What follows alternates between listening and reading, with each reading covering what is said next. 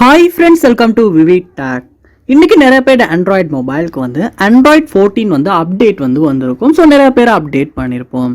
So இப்படி update பண்ணதுக்கு அப்புறமா வந்து மோஸ்ட்லி நிறைய பேருக்கு வந்து ஒரு இஷ்யூ தான், ஃபோன் வந்து 80% அதாவது 85% 85% மேலே வந்து சார்ஜ் ஆக மாட்டேங்குது.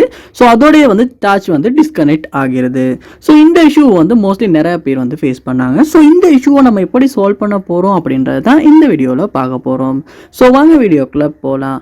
வீடியோவை நீங்கள் கடைசி வரைக்கும் ஸ்கிப் பண்ணாமல் பாருங்கள். இதான் நம்ம சேனலுக்கு ஃபஸ்ட் டைம் வந்துருப்பீங்களா இருந்துச்சுன்னா நான் தான் விக்னேஷ். மறக்காம நம்ம சேனலை சப்ஸ்கிரைப் பண்ணிவிட்டு அப்படியே பார்த்துல பெல் ஐக்கனையும் கிளிக் பண்ணிடுங்க. ஃபர்ஸ்ட் ஸ்டெப்பாக நீங்கள் என்ன பண்ணணும் அப்படின்னா, உங்கள் மொபைலில் நீங்கள் வந்து செட்டிங்ஸ் உள்ள போயிடணும்.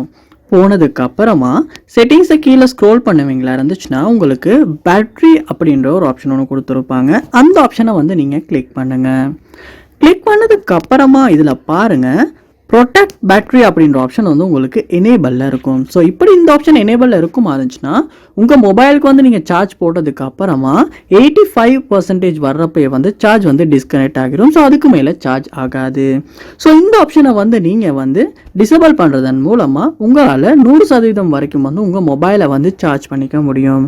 ஸோ கண்டிப்பாக வந்து உங்கள் மொபைல்லையுமே இந்த ஒரு இஷ்யூ அப்டேட்க்கு அப்புறமா இருக்குமா இருந்துச்சுன்னா இந்த ஆப்ஷனை செக் பண்ணி இந்த ப்ராப்ளமை சால்வ் பண்ணிக்க முடியும். ஸோ இந்த வீடியோ உங்களுக்கு ரொம்ப யூஸ்ஃபுல்லாக இருந்திருக்கும்னு நினைக்கிறேன். இது போல் நிறைய வீடியோ பார்க்கணுன்னா கண்டிப்பாக நம்ம சேனலை சப்ஸ்கிரைப் பண்ணுங்கள். அப்படியே பார்த்துல பெல் ஐக்கனையும் கிளிக் பண்ணிடுங்க. தேங்க்யூ.